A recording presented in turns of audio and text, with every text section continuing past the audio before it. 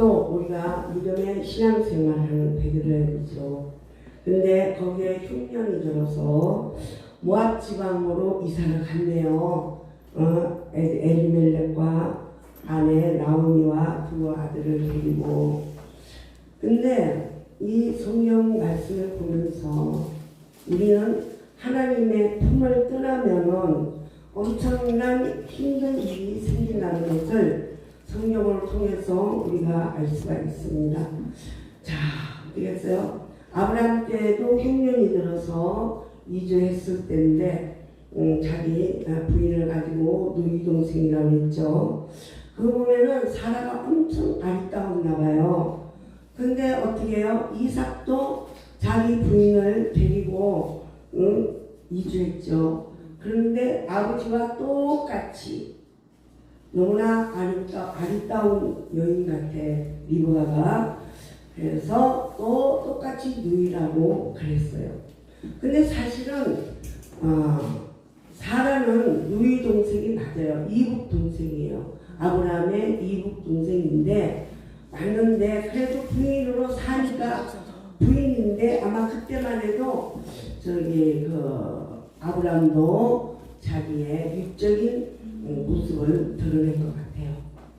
그러면서 자기 요셉 있죠. 요셉이 또 아버지 야곱이 또 흉년이 들어서 요셉이 미리 애굽 땅에 가서 많은 부를 일으켜놓고 국무총리로 있을 때에 거기 가나안 땅도 어떻게 흉년이 들어서 자기 아버지 70인을 이주를 했죠. 근데 이 성경을 보면은 이주가 참 많고 흉년이 기근이 참 많이 들어요. 근데 오늘날 이 시대를 보면은 우리가 영적으로 기근이 들어있어요. 저뿐만 아니라 많은 그런 분들을 볼 수가 있어요. 교회를 떠나면서도 그 어떤 조금도 하나님한테 가책이라는 건 없고 내가 나오고 싶으면 나오고 말고 싶으면 말은 그런 안이한 신앙 속에서 영적으로 병들어서 영적으로 가뭄이 들어서 그런 걸로 한번 생각을 해봤습니다. 근데 어떻게 해요? 나오미가 나왔죠. 남편도 죽었지. 두 아들 다 죽어버렸잖아. 기돈, 말론 두 아들이 다 죽은 거예요. 이주한 이 땅에서 10년을 이주해갖고 그 모압 지방의 이방 여인을 아내로 삼았고 두 여인 다 며느리가 이방 여인이죠. 근데 원래는 이방 여인을 그 며느리로 안 삼았어요. 이때 시대는. 그런데 두 자부가 다 이방 여인이었어요. 근데 말론과 기론이 죽었잖아요. 그러니까 세 과부가 살게 됐죠. 우리 이 시대를 본다면 엄청난 우리나라 풍속을 본다면은 엄청난 시련이잖아요. 남편 죽고 두 아들 다 죽어버리고 그리고 두 자부와 자기만 살아남았어요. 근데 참 막막했을 것 같아요. 그런데 베들레헴에서 여호와께서 자기 백성을 생각하사 그랬거든요. 양식을 준다는 소문을 들었어요. 그래서 모압 지방에서 10년을 살던 것을 청산하고 어디를 가요? 베들레헴으로 다시 고향으로 돌아가는 거죠. 우리가 다시 하나님 품으로 돌아가는 거죠. 주님 품 안에서 살다가 우리가 하나님 품을 떠나서는 절대로 아까 말씀드렸죠. 첫째 영적인 기근이 들어요. 영적인 기근이 들으면은 육체는 말할 것도 없고 그 다음에 물질적인 기근은 반드시 따르게 마련이에요. 근데 이 말씀을 보면서 영적 기근이 들고 육적인 기근이 들고 나아가서 신앙적으로 완전히 침체된 상태를 나오미를 보면서 우리가 깨달을 수가 있습니다. 또 자꾸 읽어볼게요. 네.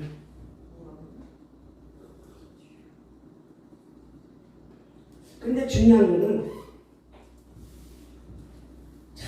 그래도 며느리 보고 타고났어. 그죠? 두 며느리를 데리고 얼마 좀 가다가 이제 베들레헴으로 가서 양식을 놀아준다고 하니까 하나님께서 자기 백성을 생각하사, 하나님은 늘 우리를 생각해요. 늘 우리를 사랑해요. 하나님의 사랑이 엄청나게 우리는 그것을 먹고 보유하고 그 공을 모르는 거예요. 첫째, 햇빛, 공기, 바람, 비를 주시잖아요. 믿는 자라 안 믿는 자라 골고루 공급해 주시는 하나님께서 그 하나님의 자연 계시를 믿는 자라 안 믿는 자라 다 보이게 해주셨어. 모든 재난과 기근과, 지금 재난과 기근 시대잖아요. 그런데 인간들이 그거를 보고 깨닫지를 못한다는 게 정말 안타깝죠. 그런데 어떻게 해요? 그렇게 공고로 공급해 주시는 하나님께서 이스라엘 백성 베들레헴에 하나님의 백성을 생각하사 양식을 놀아준다는 소문을 듣고 이제 하나님 품으로, 자기 고향으로 돌아가는 거죠. 우리 고향은 어디예요? 하나님 품이에요. 아멘. 우리는 천국이 우리 고향이잖아요. 아멘. 본토 내 고향. 근데 이제 돌아가는데 두 며느리가 이제 같이 가다가, 자, 오르가는 두 며느리 보고, 얘야, 너희는 그냥 친정으로 돌아가라. 내가 인제사 시집을 가서 애를 낳은들 언제 키워서 너희에게 신랑감을 만들어주겠냐. 이때 당시에는 풍습이요, 형이 죽으면은 동생이 형 대신에 기업을 받아요. 이때 당시는 예수 그리스도, 즉 메시아를 기다리는 시대예요. 그렇기 때문에 그 집안의 유업을 이어주는 거예요. 그래서 우리가 다말을 보면은 이걸 알 수가 있어요. 첫째 아들이 죽었죠. 유다 아들이. 둘째 아들이 세가 누구죠? 그 아들이 형수 집에, 형수 방에 들어가서 근데 육적인 정욕을 한 거예요. 그리고 땅에다가 설정을 해버렸죠. 그냥 바로 그 자리에서 죽어버렸잖아요. 하나님께서는 유업을 이어받기를 원했고, 또 우리는 메시아, 오시는 메시아를 기다렸어요. 이사야 시대는요, 700년 후에 메시아가 오신다는 것을 이사야는 예언했어요. 그런데 이 말씀을 보면서 우리가 깨닫는 게 뭐냐면요, 정말 육을 위해서 인간이 살아가는 동시에 영적으로 우리가 기근이 들어서 죽어간다는 것을 우리는 암시를 받고 있습니다. 그래서 두 며느리 보고, 가라, 너희 친정으로 가라. 내가 언제 애를 낳아서 신랑 있다고 한다, 언제 애를 낳아서 그거 키워가지고 너희 신랑감으로 주겠느냐. 도저히 불가능한 일이니 너희는 돌아가라 그러잖아요. 근데 오르가는 갔어요. 입 맞추고 시어머니 끌어안고 울면서, 어머니 저는 떠나겠습니다. 아쉬움을 남기면서 울면서 떠났어요.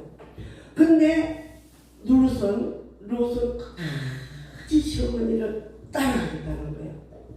어머니가 가는 곳에 저도 가고, 어머니 고향이 내 고향이요, 어머니가 믿는 하나님은 내가 믿는 하나님이요, 어머니가 죽어서 무덤에 들어가면 나도 그 무덤에 들어갑니다. 영원성을 시어머니한테 고백하고 그 시무를 끝까지 따르겠다는 거예요. 아마 오늘날 그런 며느리들이 있으면요, 세상이 정말 바뀔 것 같아요. 그리고 그런 시어머니와 이런 며느리가 이 땅에 산다면은 정말 얼마나 좋겠어요. 근데 참 안타깝게도 이러지 못하는 가정이 많죠. 근데 끝까지 시어머니를 따라가서 이제 베들레헴에 도착을 했죠. 뭐 먹고 살 게 없잖아. 그러니까 이삭을 주소로 가는 거야. 이삭을 주소로 가서 하루 종일 이삭을 주소니까 그 보디발을 만든 거죠. 보디발 보디발죠, 보디발. 그걸 만나가지고 그 밭에서 이사고 주니까 그걸 갖다가 시어머니한테 갖다 드리고 시어머니를 분명하고, 그러니까 그 소문이 보디발한테 들어간 거예요. 내 딸아, 우리 일하는 소녀들이 먹는 음식도 같이 먹고 볶은 음식을 같이 먹고 기르는 물도 같이 먹고 같이 행동을 해라. 그러면서 이제 자기들이 직원들한테 보디발이 그러죠. 다 걷어가지 말고 조금씩 남겨놔라. 다 걷어가지 말고. 그러면서 보디발이 그렇게 배려를 하죠. 근데 중요한 게 있어요. 근데 이 시어머니가 보디발이 자기 남편의 아주 가까운 친족이니 너는 오늘 밤에 목욕 스틱이 싹 하고 분단장 하고 그 보디발이 곡식단을 다 정리하고 거기서 잠을 자면 너는 이불을 갖다다가 살그머니 그 발밑에서 자라는 거예요. 그 다음은 어떻게 해요? 그러니까 시어머니가 하는 말이 그가 누구예요? 보디발. 그가 너한테 네가 해야 할 일을 그가 가르쳐 줄 것이다. 야, 이 시어머니 대단하지 않나요? 그 시어머니가 이게 중요를 하는 거죠.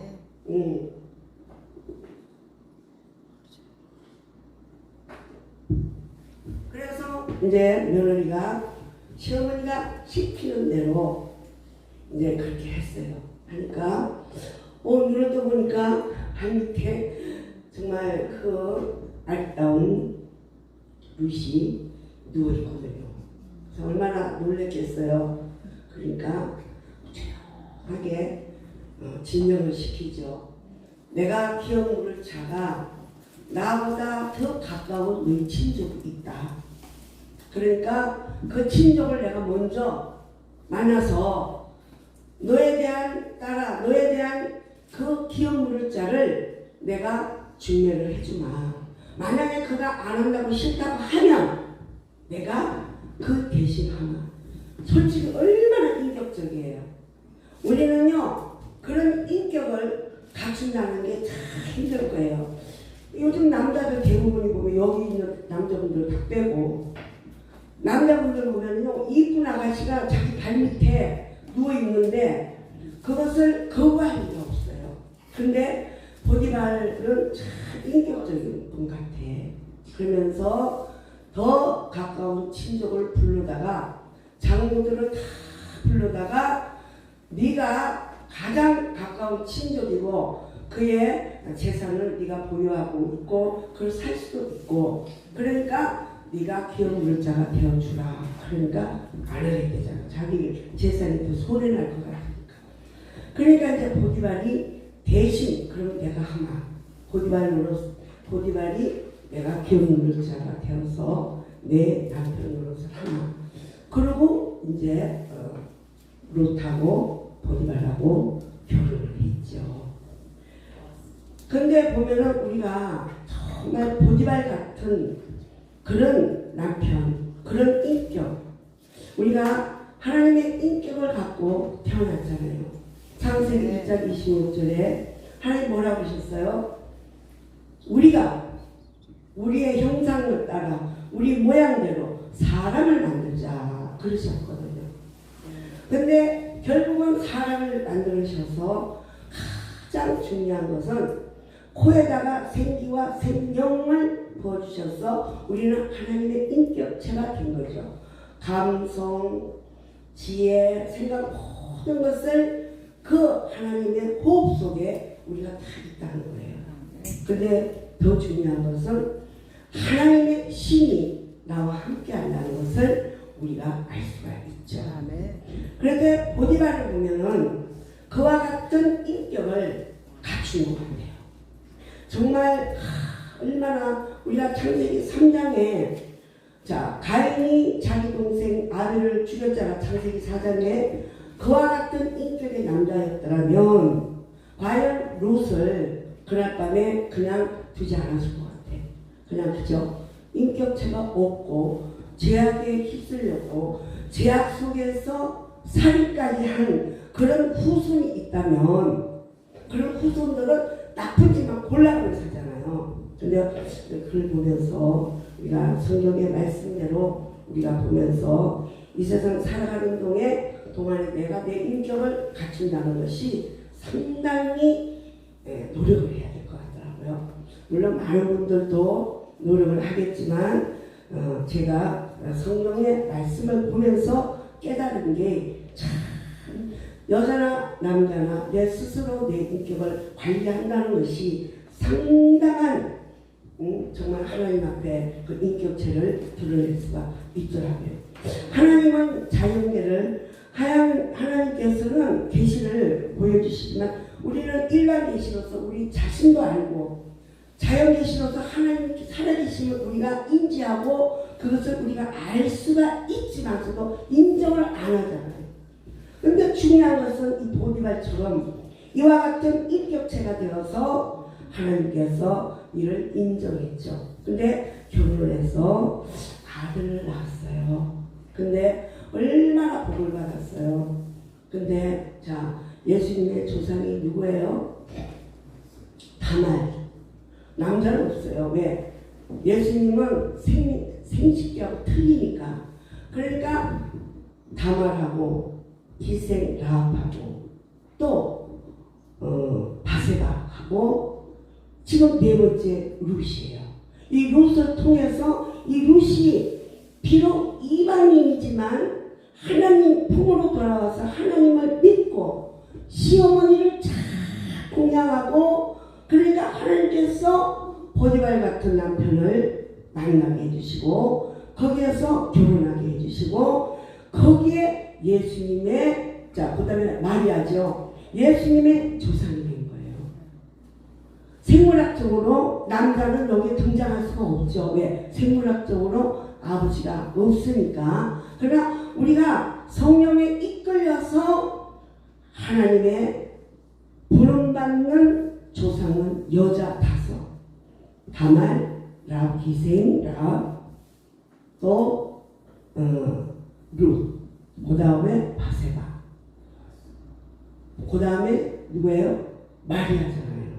그래서 이 5분을 정말 예수님의 조상으로 우리는 볼 수가 있고요. 오늘날 예수님께서 룻으로 통해서 그 이세로 통해서 다윗으로 통해서 메시아가 이 땅에 오신 것을 정말 우리는 너무나 신기해요. 신기한데 중요한 것은 다 중요하지만 자, 제가 3장을 한번 읽어볼게요. 룻의 시어머니 나오미가 그에게 이르되 내 딸아 내가 너를 위하여 안식할 곳을 구하여 너를 복되게 하여야 하게 되는 거예요. 그러면서 얼마나 며느리를 사랑하고 얼마나 시어머니를 사랑하는지 오늘날 이 시대에 이와 같은 시어머니와 이와 같은 며느리가 있다면 참으로 행복할 거예요. 그래서 내가 함께 하던 하녀들을 둔 보아스는 우리의 친족이니 아니냐 보라 그가 오늘 밤에 타작마당에서 보리를 까불리라. 아까 말씀드렸잖아요. 그러면서 시어머니가 며느리한테 해야 할 일들을 가리키면서 이렇게 시어머니 뜻대로 며느리는 그것을 순종을 했습니다. 그러면서 자 룻이 가만히 가서 그 발치 이불을 들고 거기에 누웠더라. 그러니까 정말 이 시대에 이것을 가지고 우리는 어떻게 생각하겠어요? 정말 하나님이 살아계심을 우리가 인지할 줄 믿습니다. 그리고 하나님께 영광을 돌리고요.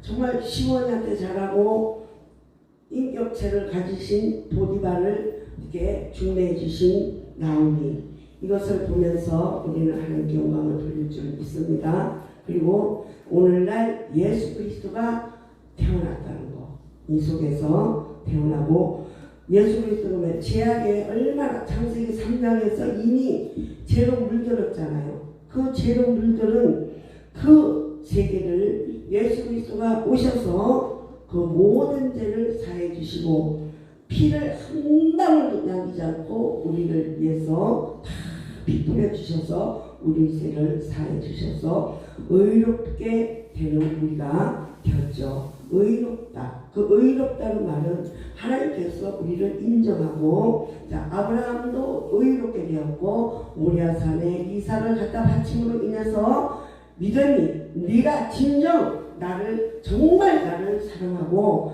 네 믿음을 내가 인정하노라 그러셨잖아요. 그죠? 그리고 의롭다는 것을 인정서를 받은 거예요.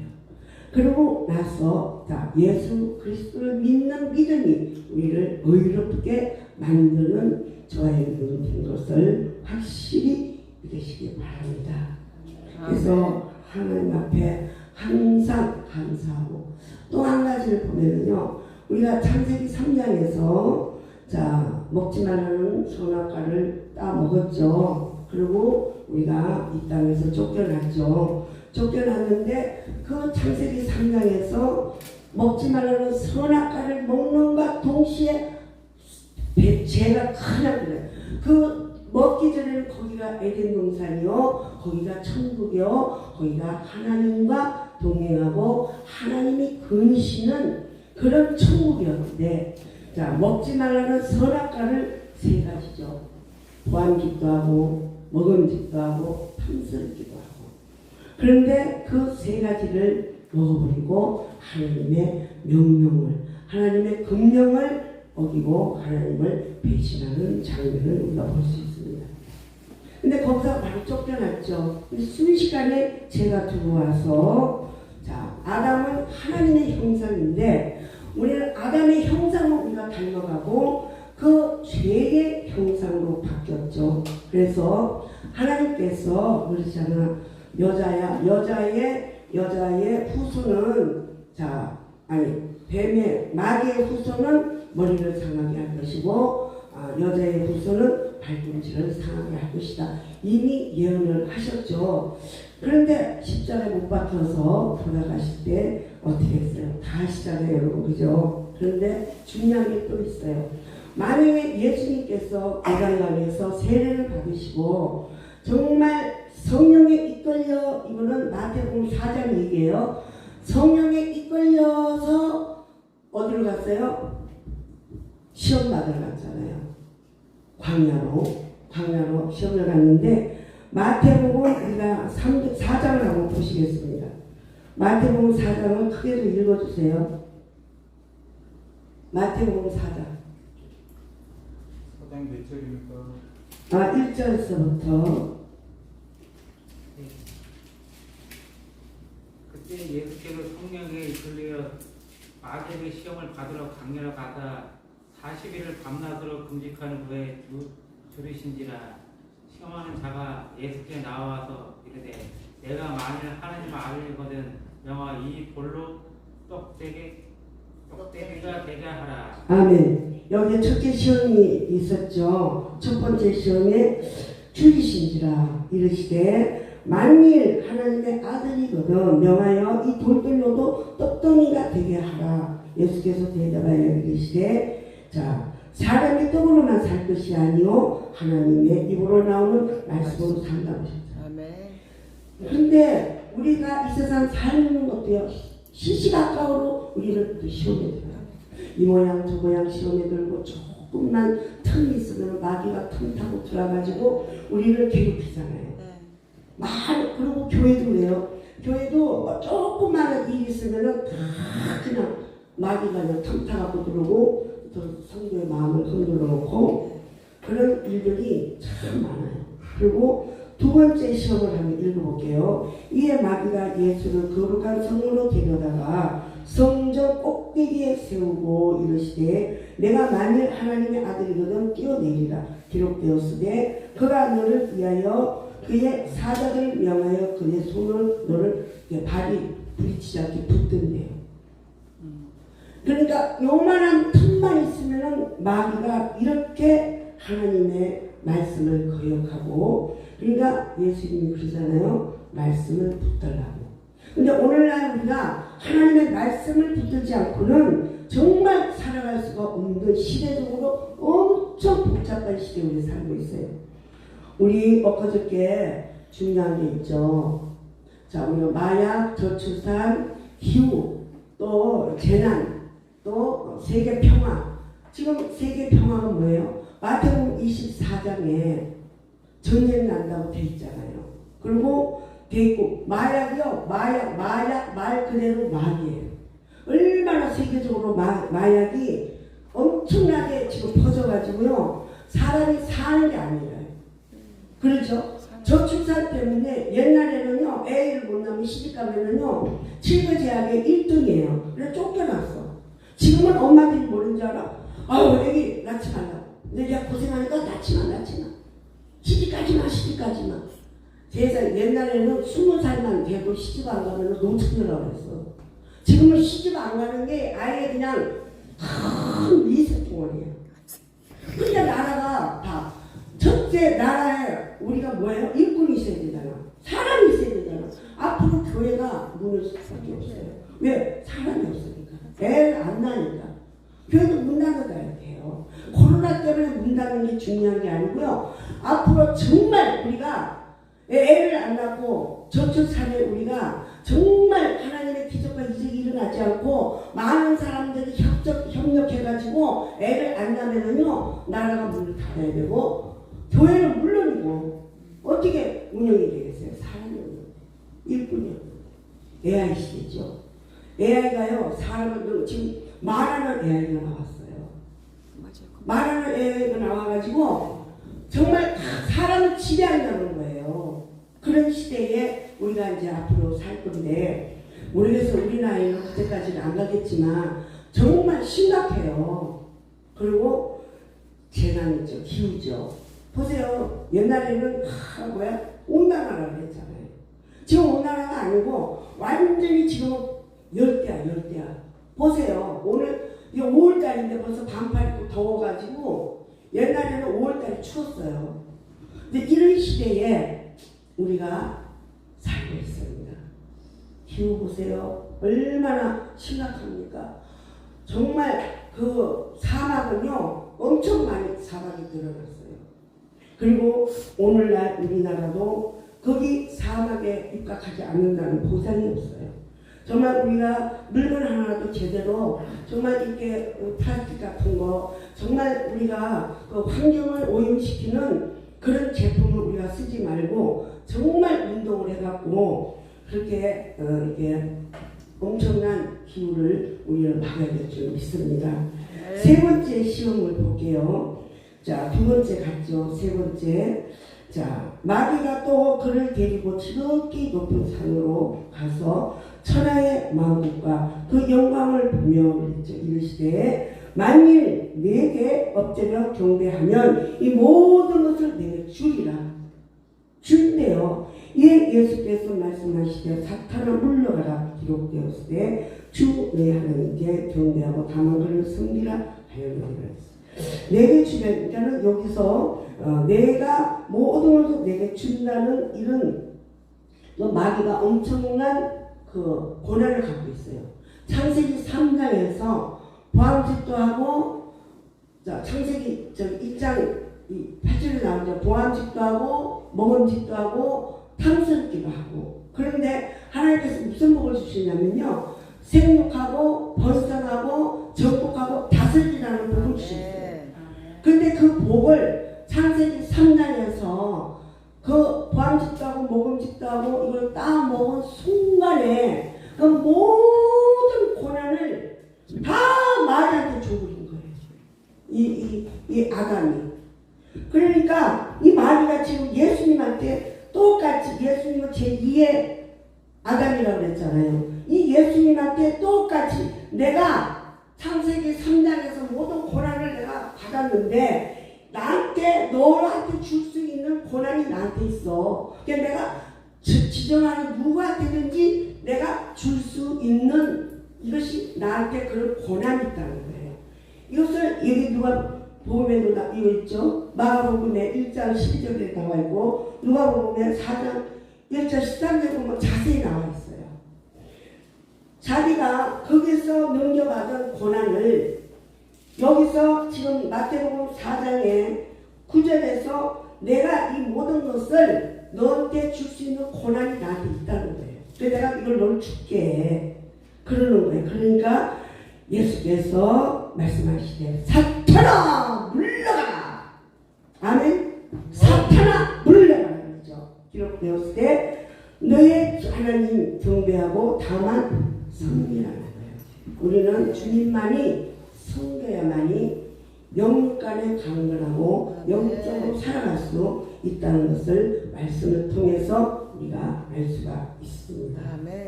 참 믿음이라는 게 참 관리하기 어렵죠. 그래서 제가 믿음을 한번 보고 끝낼게요.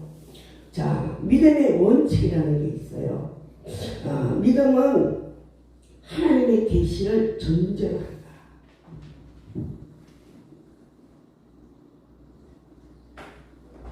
그리고 믿음의 핵심은 하나님의 약속을 믿는 것이다. 그리고 오직 믿음으로만 의롭게 된다는 것을 우리가 인정해야 해요. 그리고 믿음은 시련으로 연단을 받을 수가 있어요. 시련으로 연단을 받는 것은 우리가 믿음만 있으면 시련, 연단 아무것도 아니에요. 그러나 믿음이 없으면 시련, 연단을 견딜 수가 없고 바로 마귀한테 우리는 져요. 내 영혼이 마귀한테 잡혀버리죠. 그래서 우리는 믿음의 원칙을 지켜야 될 줄 믿습니다. 믿음은 하나님의 말씀으로만 성숙된다고 기록되어 있어요. 믿음은 전인격의 결단이라는 거예요. 전인격적으로 우리가 결단을 못하면요, 어떻게 내 인격도 내가 관리를 못하는데 어떻게 믿음을 지키겠어? 그리고 어떻게 남에게 나를 드러낼 수가 있어? 내 인격은 믿음으로 드러내기를 원합니다. 할렐루야. 그리고 이제 믿음은 전인격적이라고 했죠. 믿음은 행함으로 온전케 되는 거죠. 말로만 믿음이 있다고 하면 안 되고 오직 믿음은 행함으로 온다는 것을 우리가 믿으시기 바랍니다. 믿음은 인생을 변화시켜요. 믿음은 인생을 변화시킬 줄 믿습니다. 그래서 우리는 하나님 앞에 바로 영광을 돌리고 정말 인생을 살아가면서 오직 주님을 바라보는 저와 여러분이 되신 줄 믿습니다. 고마우신 아버지 감사합니다. 우리 주 예수님 이름으로 기도드리겠습니다. 아멘. 찬양 하나 하고요. 끝낼게요. 주여, 주여 전하고 주여 하나님 감사합니다. 이 말씀으로 기도합니다. 감사합니다. 오 주여 말씀을 전하가 전하는 사람을 깨워주시고 축복하여 주옵소서. 날마다 날마다 주님과 함께하여 주님께 하옵시고 오직 하나님과 하나님께서 함께하여 주옵소서. 축복하여 주옵소서. 아버지 영원히 귀한 영원히 하여 주옵시고 아버지 정말 하나님 앞에 정말 이 교회가 성장하게 하시고 이 자리가 자본들을 멋지게 채워주시옵소서. 지나가는 사람들이 다 이 교회에 오게 하시고 오락해서 주님께서 하나님 성령을 주옵소서. 축복하여 주옵소서. 오락해서 교회가 가운데 살아가게 주옵소서. 축복하여 주옵소서. 주여 하나님 예배할 아버지 목사님 또 많은 아버지 주가 직분자들에게 축복하여 주시고 하나님 영원히 귀한 예배를 도와줄 수 있도록 하나님 역사하여 주시옵소서. 감사합니다. 우리 주 예수님 이름으로 기도드렸습니다. 아멘.